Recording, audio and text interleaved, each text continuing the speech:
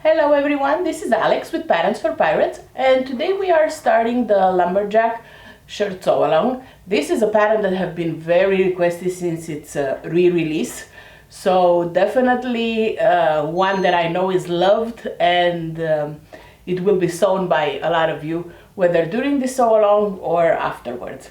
As always, all the videos and blog posts that accompany the sew along will be available on the Patterns for Pirates YouTube channel, as well as on the blog, so you can always refer back to them if you need any extra help. The pattern comes in 3 different size ranges. One is youth, that covers 3 months to size 14. Then you have the hourglass figure, which is the measurements based on women figures, and it covers size extra small to plus 5X. And then you have the V figure, which is based on men's measurements on drafted for 5'10", and that one is starts at extra small and goes to 6X. So everyone can get a lumberjack.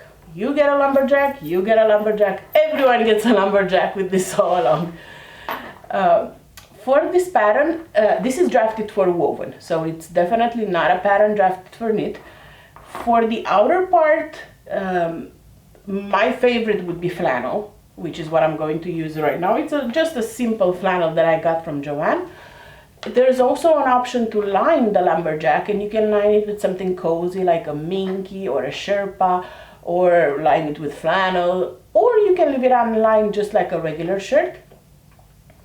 There's options for the hood. You can do a collar or you can do a hood. I think for the sew along I'll do a collar because I believe there's more people who would like to see that in a video than the regular knit hood, because that's pretty basic. You just attach it like a regular shirt. So I think I'll do the collar because people will want to see that one more. For the cuffs, you also have 2 options. You can do woven cuff with a button, or you can do a simple knit cuff. If you want a quick and easy sew, definitely knit cuff with knit hood, or you can actually use woven too for the hood, but a hood instead of a collar, and it's a super easy and quick sew. Or and you can line it or unline it. There's also inseam pockets for options, so plenty to choose from.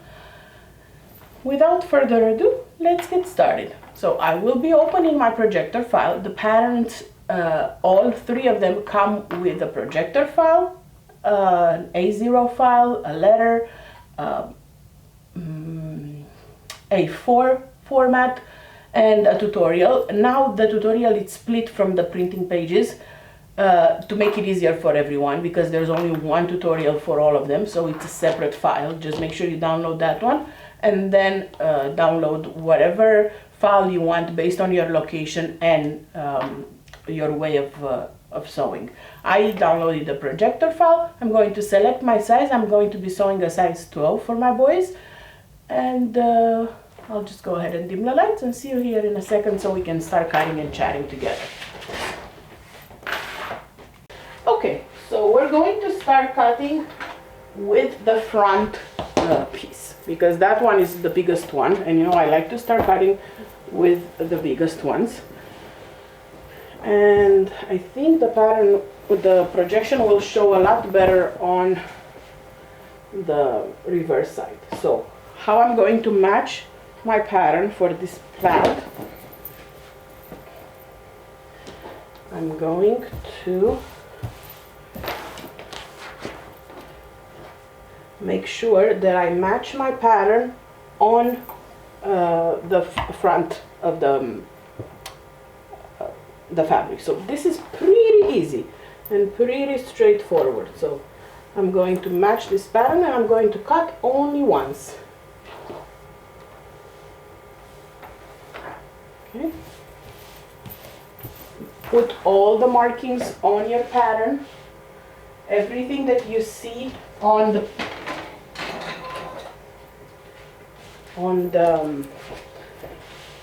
pattern itself, make sure you put the markings on the fabric.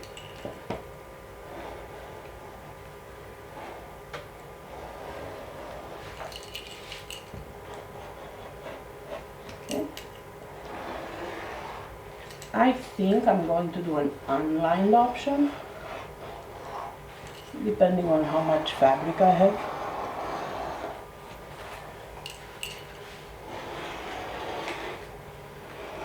The flannel was a doorbuster at Joanne, so it's not like 60 off. So very good price to get a shirt out of it. Okay, so I'm going to mark for now the placement for the pocket. Actually, I might just put it on the front. I'll flip the pattern pieces and mark it on the front. But besides the pocket, you want to mark your sides pocket, so the seam pocket. So I'm going to do those little slits here.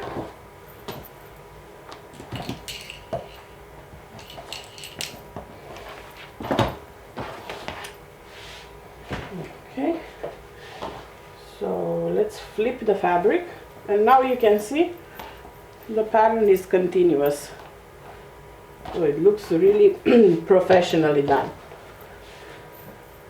Let's mark the pocket placements, because I will be adding the chest pocket, and I think we do that tomorrow in the sew along. So I'm just matching the piece that I cut with the projection, and I'm going to put a couple of pins where the pocket is.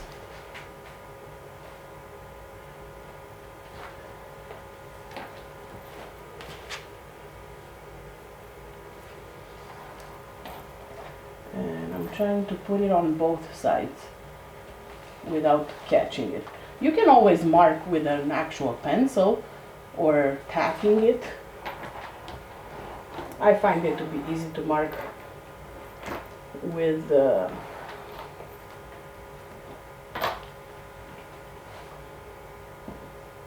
pins. Okay, so the front is cut. So the sleeves are right here.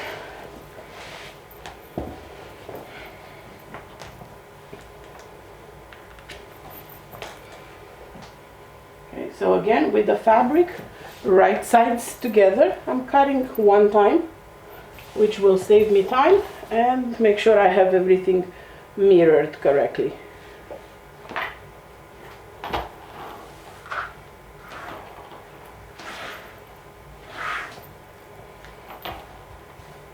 Beautiful.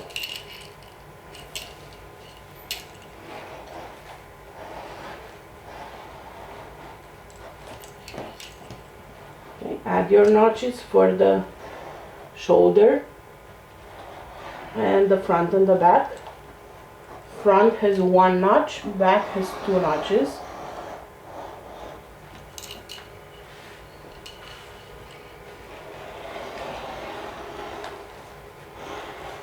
And now you have to decide if you are adding cuffs or if you're adding knit cuffs, like woven or knit cuffs. Because I'm adding woven cuffs, I'm going to cut this along here, like so. If you're adding knit cuffs, do not make this cut, okay? That is only for the woven one. Okay, so the sleeves are done, and we're definitely keeping this unlined. So let's go ahead and do the yoke next.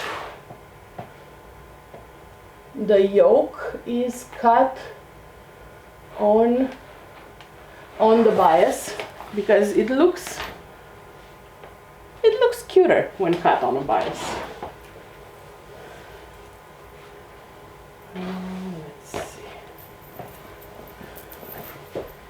I try to use this part right here.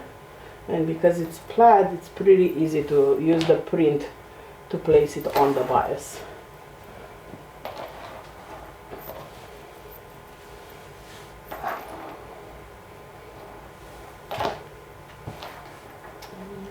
That is not enough here. Okay, I might need to use this part for pockets because it's not enough for the yoke. The front pockets, the chest pockets are also cut on the bias, so I might as well just cut those right now while I have the fabric folded.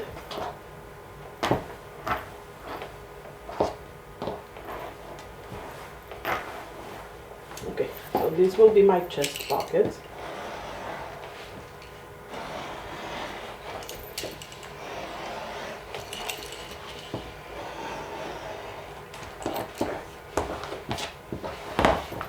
Okay, and now let's go ahead and cut the yoke.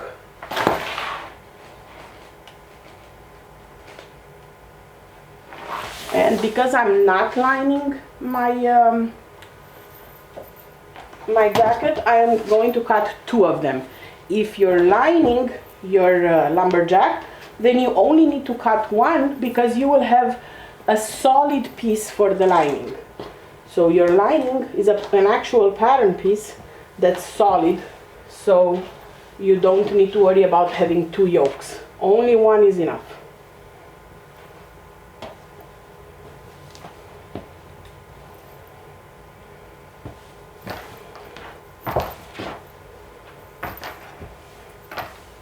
Oh, this is so cute. Okay, and I will cut my lining afterwards just to make sure I have enough fabric.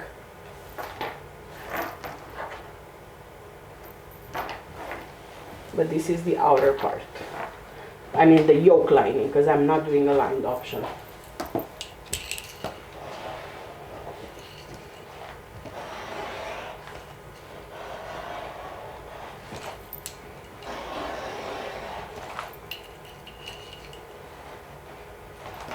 This is so cute.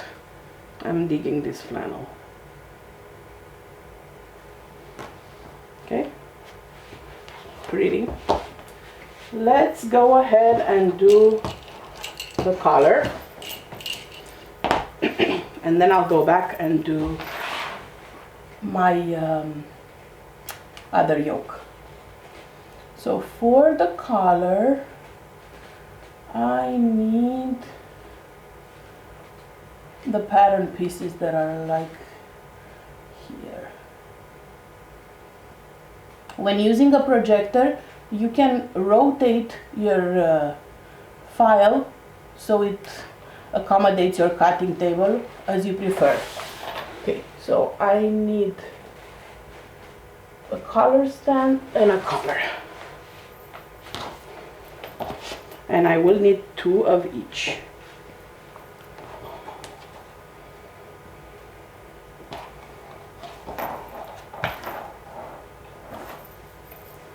I can use this.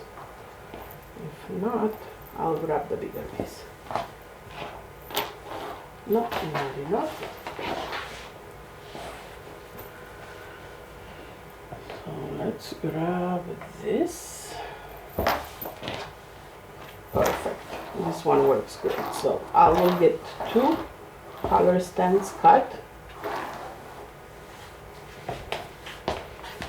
And then one will need to cut interfacing, but I'll cut that last.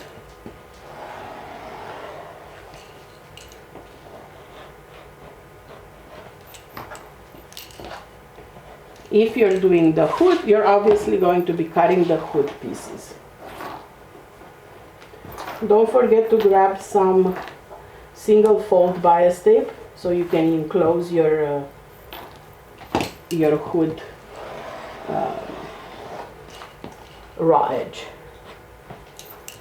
You don't have to, but I highly encourage you to do that. It's going to look much nicer. You'll be happy you did. Okay. The actual collar.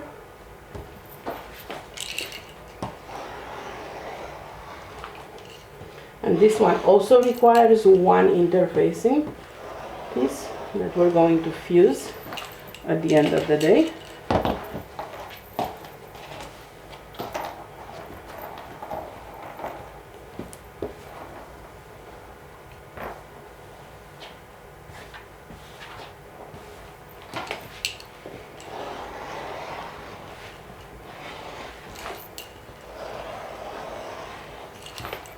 Okay, so we have our collars. Now we need the cuffs for the sleeves, and they're right here. We need 4, 2 main, 2 lining, but since I'm using the same, it's going to be 4 of the same. Oh, and we also need 2 on the bias. So I'm going to put my fabric like so and cut on the bias, and this is the sleeve facing. We're cutting it on the bias because we need a little bit of stretch to it.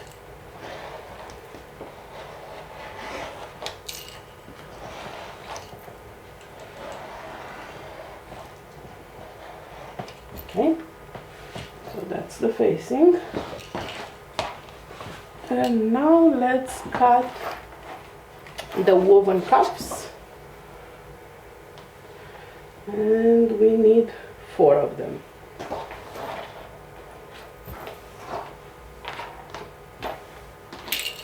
So 2.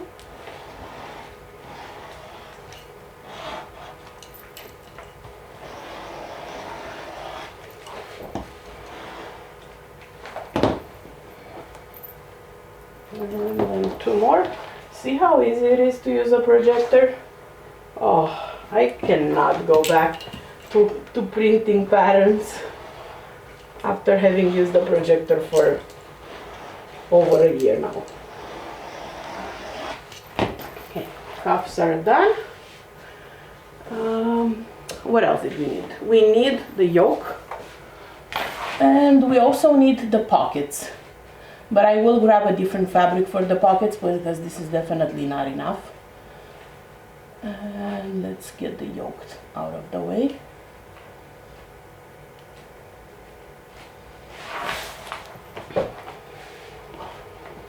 As you remember, we had 1 more yoke to cut for the lining.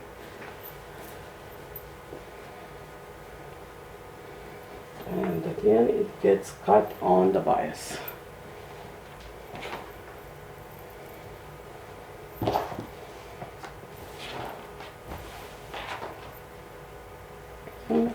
Not enough there.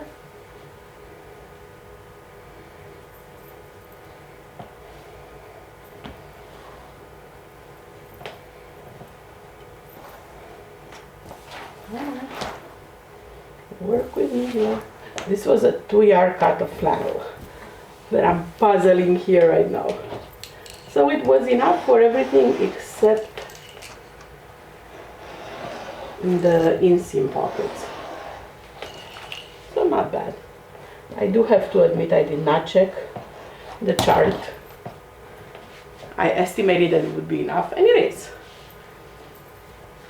So for the pockets, the inseam pockets, make sure that you choose the ones that are for your style. So the bigger ones are for the unlined option, which is the one I'm going to do right now. The smaller ones are for the lined option. So choose your pocket based on that. Okay, so I have one. Let's see if we can do a little scrap puzzle. I might need to do this off camera.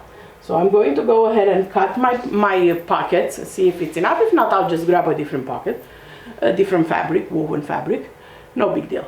So once you finish cutting all your pieces, make sure that you snap a photo of your pretty pile for your lumberjack and post it in the comments of day 1 of the sew along album. You'll find the sew along album for the lumberjack in the Made for Mermaids and Patterns for Pirates sew along group. I'll link it in the description of this video and in the blog post as always.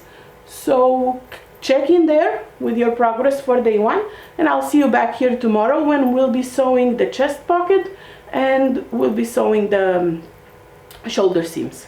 I'll see you back here tomorrow. Bye.